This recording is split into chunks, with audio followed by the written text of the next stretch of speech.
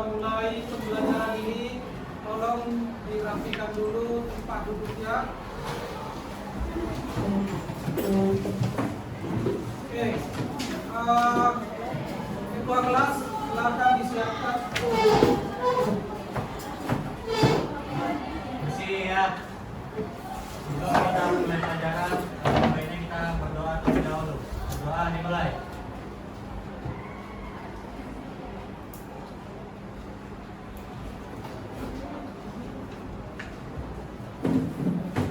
Doa selesai. Beri hormat. Selamat pagi, Pak. Ya, selamat pagi. Kalau tadi dikatakan kabar baik, tapi ada diikuti ya, diikuti. Kita stop sejenak dari kegiatan apapun yang dilakukan saat ini. Mari istirahatkan sejenak fisik dan mental. Silakan menunggu 3 menit saja. Sebelum mulai, silakan Anda duduk senyaman mungkin.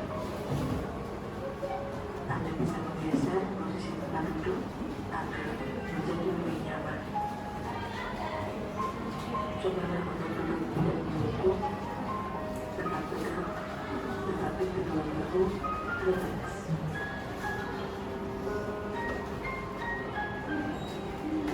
Mari rasakan kursi yang menopang tubuh Anda. Rasakan kedua telapak kaki bertumpu pada lantai. Letakkan tangan pada tangkuban atau di atas meja. Relax. Relax. Kemudian silakan pejamkan mata jika merasa nyaman. Atau cukup arahkan pandangan ke bawah. Relax. Amati nafas. Amati nafas yang masuk dan keluar. Bernafaslah seperti biasa.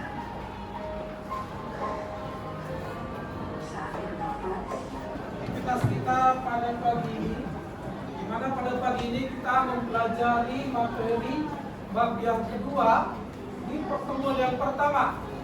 Di mana bab yang kedua ini kita belajar tentang teknik perancangan prompt untuk produksi konten kreatif. Ini adalah materi pelajaran kita hari ini, pertemuan yang pertama.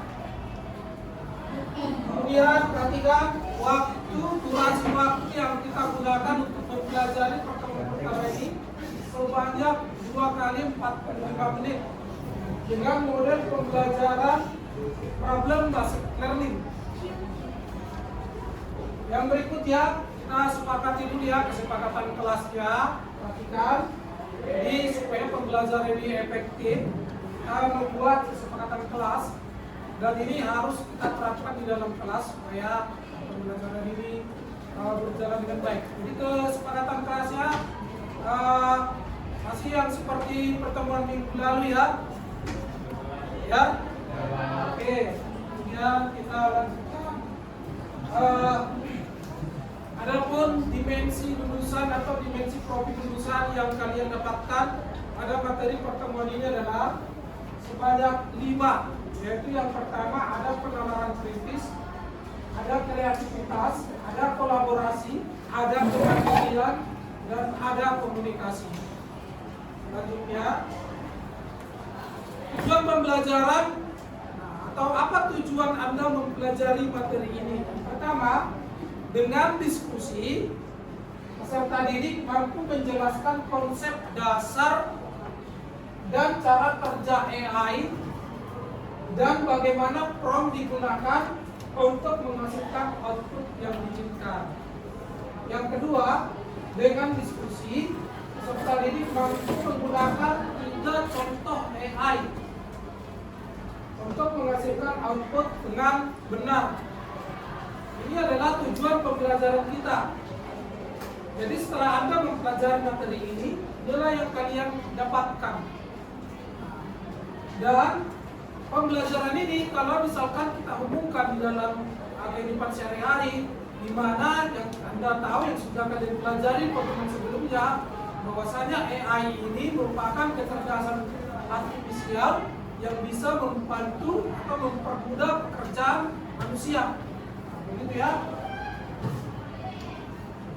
Selanjutnya, cakupan materi kita pada pertemuan ini, yang pertama, prompt yang Anda berikan nanti kepada AI dapat menghasilkan respon sesuai dengan kebutuhan. Kemudian, pentingnya rekayasa prompt untuk membantu menghasilkan konten kreatif, relevan, dan efektif. Artinya, AI yang kita gunakan, kita harus perintah dengan menggunakan apa? Prompt.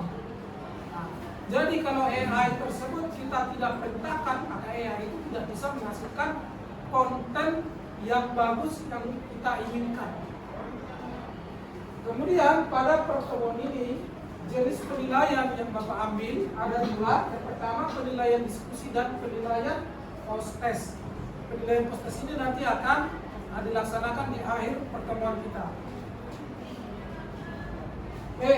Nah sebelum Bapak mulai, silakan dibuka handphonenya. Jadi di sini Bapak buatkan asesmen awal, di mana tujuannya ini adalah supaya Bapak tahu sejauh mana pemahaman kalian tentang materi ini. Silakan boleh di scan barcode yang Bapak tampilkan di Topus, atau boleh dibuka linknya yang ada di dalam grup WA. Bapak berikan waktu 2 menit. Silakan dijawab.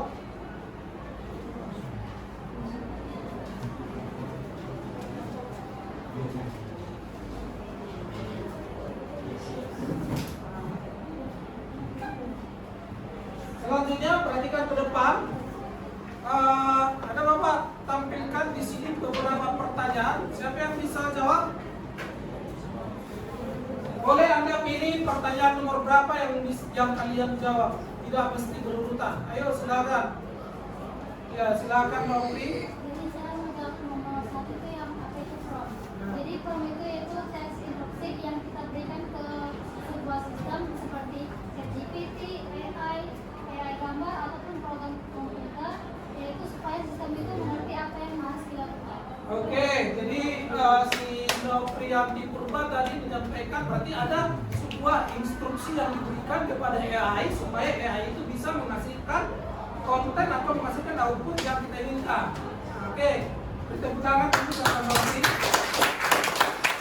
Oke, berikutnya silakan dipilih pertanyaan yang belum terjawab.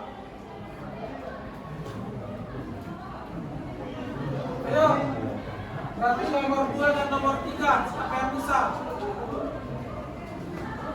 Ya, silakan Wendy. Nomor berapa? Ya, silakan. Soalnya pernahkah Anda menggunakan sebuah prompt dalam menggunakan AI? Ya, pernah. Misalnya saat menanyakan soal pelajaran. Pelajaran apa yang kamu tanyakan ke AI? Oke. Pertanyaan nomor 2, pernahkah Anda menggunakan sebuah prompt dalam menggunakan AI? Kalau tadi kata si Windy, pernah. Pernah, Pak, saya membuatkan sebuah kata di dalam ChatGPT untuk menghasilkan sebuah materi pembelajaran informatika. Oke, kita berikan tepuk tangan untuk si Windy. Oke, berikutnya pertanyaan terakhir. Silakan Amel.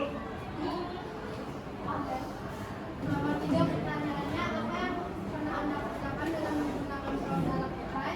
Yaitu menjelaskan materi pelajaran, misalnya ekonomi, komputer, atau geografi. Oke, nomor 3, pernahkah mengerjakan dengan menggunakan prompt dalam AI? Di Ruhil Amel tadi mengatakan pernah, yaitu untuk mencari atau menyelesaikan materi informatika, ekonomi, dan lain-lain. Oke, berikan tepuk tangan.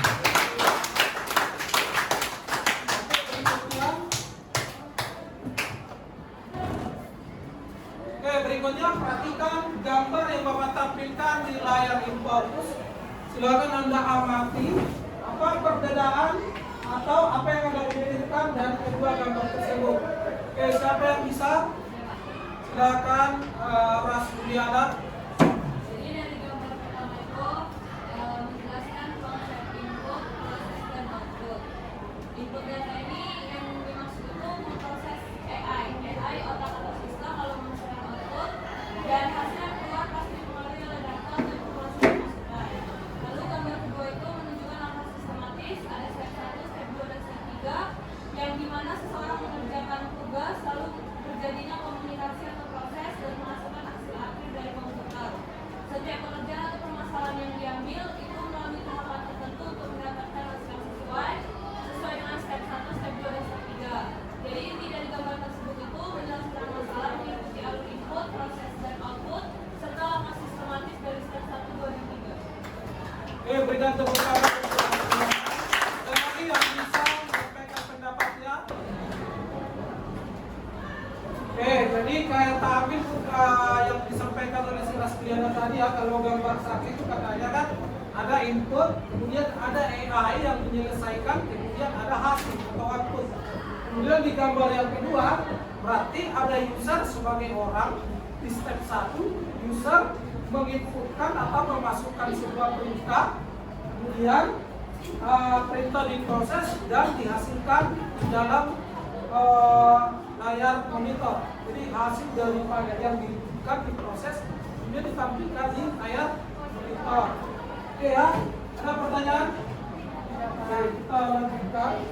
Berikutnya, kira-kira apa yang Anda tahu dengan gambar yang Bapak tampilkan di layar yang fokus?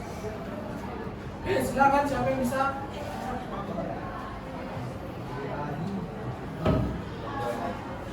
Logo?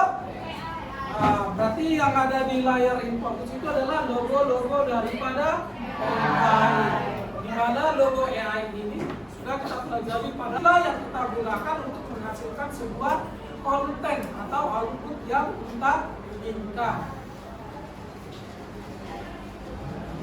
Nah, sekarang kita skip dulu ya. Oke, kalau pada pertemuan sebelumnya kan nama pada kalau ditebak tahun lahirnya berapa? Berapa tadi hasilnya? Kapan?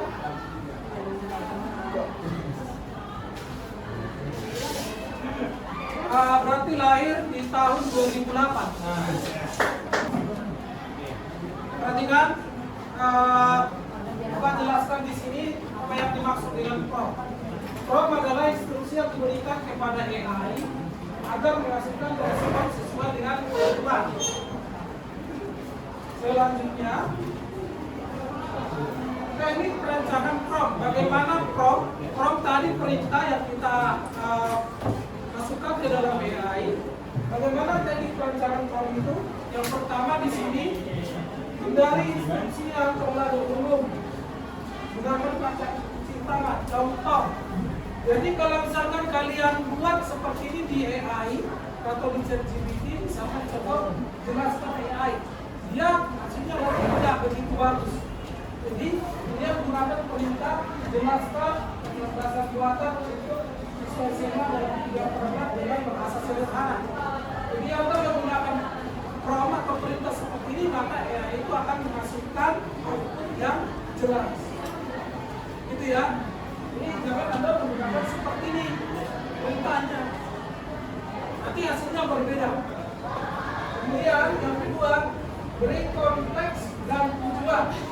Tambahkan informasi tentang siapa, audiens, tujuan atau situasi. Contoh promptnya, buat artikel tentang manfaat olahraga pagi atau membaca majalah kesehatan sepanjang bulan 2024. Kita gunakan prompt seperti ini.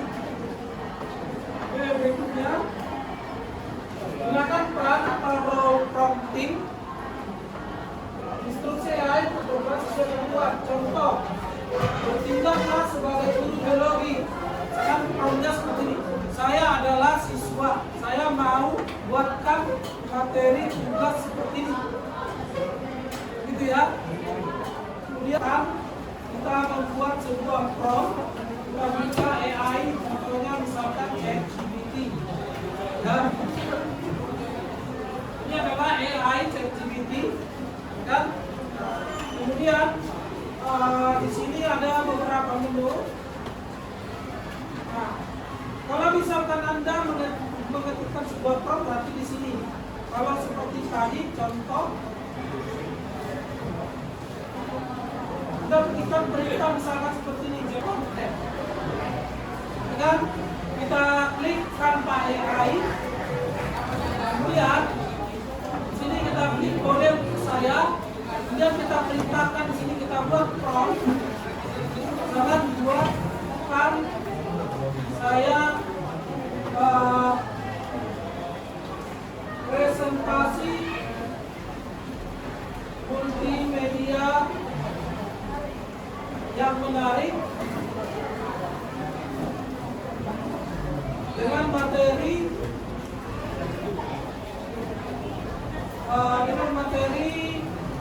berpikir komputasional.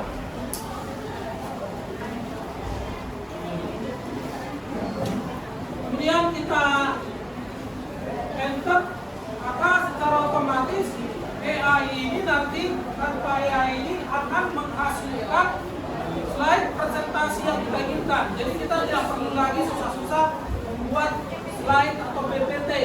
Contohkan tadi, ada pertanyaan? Ada ya? Kalau tidak ada,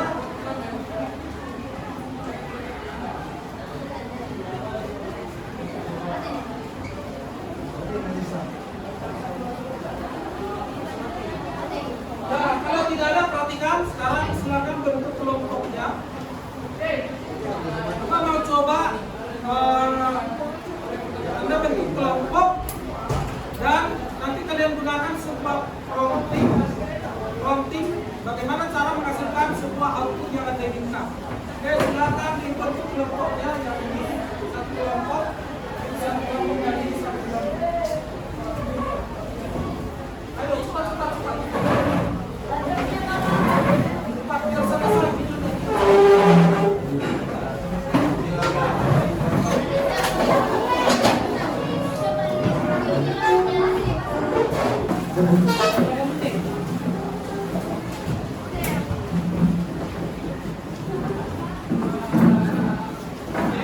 Bang, kan sini bang.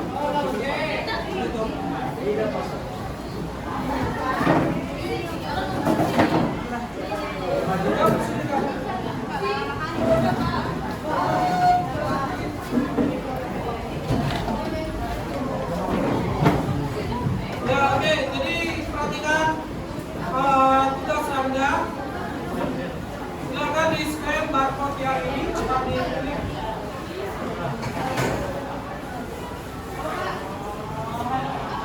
Silakan dikerjakan tugasnya. Coba di scan barcode yang Bapak aktifkan di layar ini. Kemudian coba dikerjakan tugasnya ya.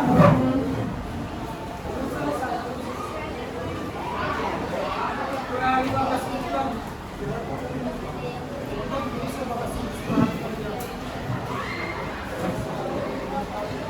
Buat dulu seperti yang Bapak buatkan tadi, menggunakan Canva.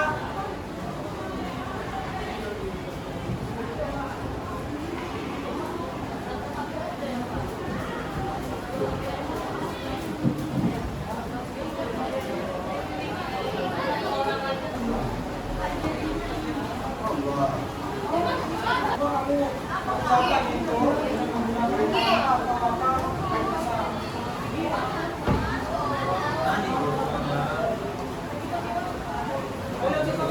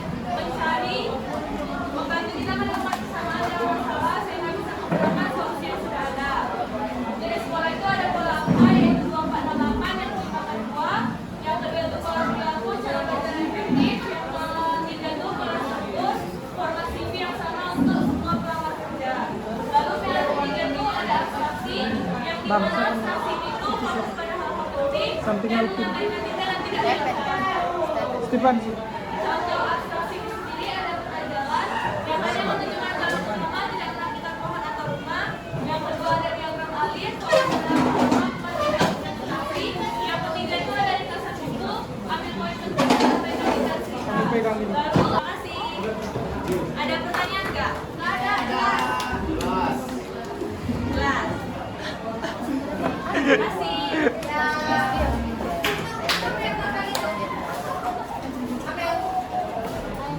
Oke, berikan tepuk tangan dulu untuk kelompok nomor 1 ya. Oke. Nah, ada yang bisa memberikan apa kesimpulan dari presentasi kelompok tadi?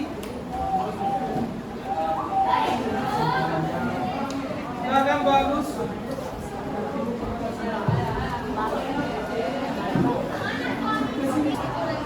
Kesimpulan dari berpikir komputasional adalah kemampuan memecahkan masalah secara sistematis dan logis seperti dilakukan. Oke, berikan tepuk tangan untuk kelompok. Ya, oke. Jadi terima kasih untuk kelompok 1. Kita lanjutkan. Oke, perhatikan dari apa tadi yang dipresentasikan oleh kelompok 1, yaitu membuat sebuah media pembelajaran dengan menggunakan AI. Jadi mereka menampilkan hasil presentasi yang mereka buat itu dengan menggunakan tanpa AI, kan? Oke, jadi kesimpulan yang kita ambil dari kegiatan ini adalah karena teknik perancangan drone yang baik harus melibatkan kejelasan konteks dan format literasi serta batasan. Makin spesifik drone, makin relevan hasil yang diberikan oleh AI. Oke, kemudian silakan di scan barcode. Silakan di scan barcode yang di depan. Silakan dikerjakan post testnya.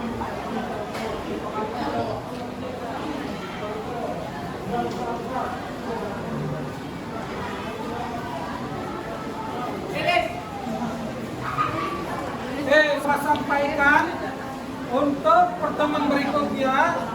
Silakan kalian baca materi yang terdapat pada buku paketnya, dan kemudian silakan kalian jawab pertanyaan-pertanyaan yang ada pada buku paket sesuai dengan materi pada hari ini.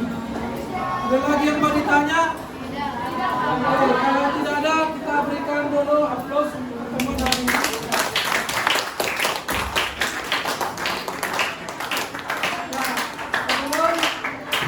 Sebelum kita tutup, silakan disiapkan